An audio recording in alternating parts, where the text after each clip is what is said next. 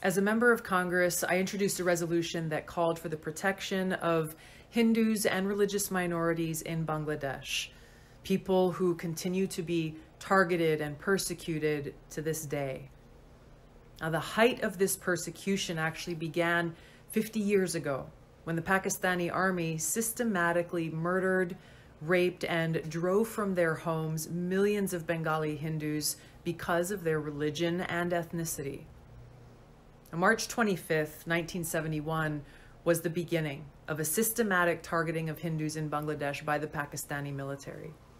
It began in Hindu neighborhoods and villages, first at Jagannath Hall, which was a Hindu dormitory in Dhaka University, where 5,000 to 10,000 people were killed on that first night alone.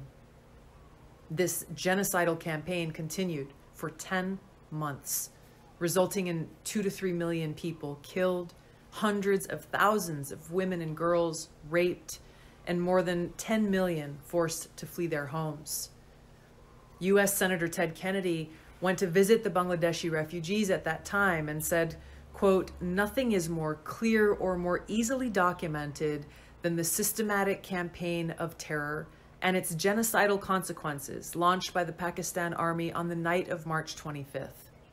Hardest hit have been members of the Hindu community who have been robbed of their lands and shops, systematically slaughtered, and in some places, painted with yellow patches marked H." End of quote.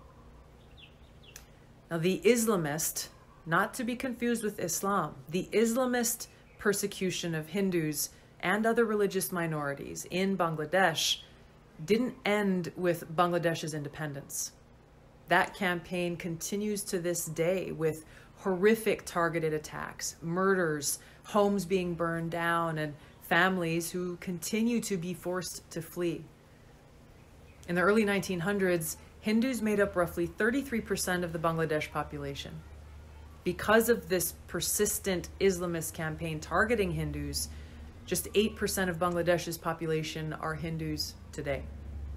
Just a few days ago, in Bangladesh, hundreds of hardline Islamist extremists attacked Hindu temples, destroyed a train, set fire to government buildings, the press club, and public buses, leaving dead and injured behind.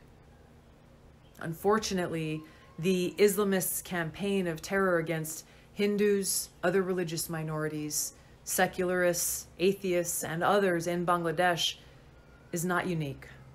It's been going on for centuries.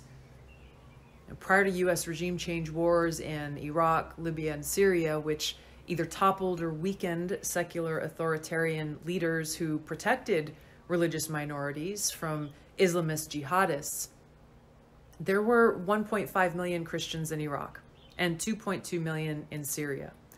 Now there are an estimated 200,000 to 300,000 Christians in Iraq and 450,000 in Syria.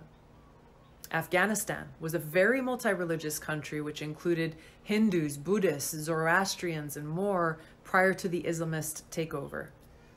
Today, it is estimated there are around 1,000 Hindus who remain. Religious minorities make up less than 1% of Afghanistan's population.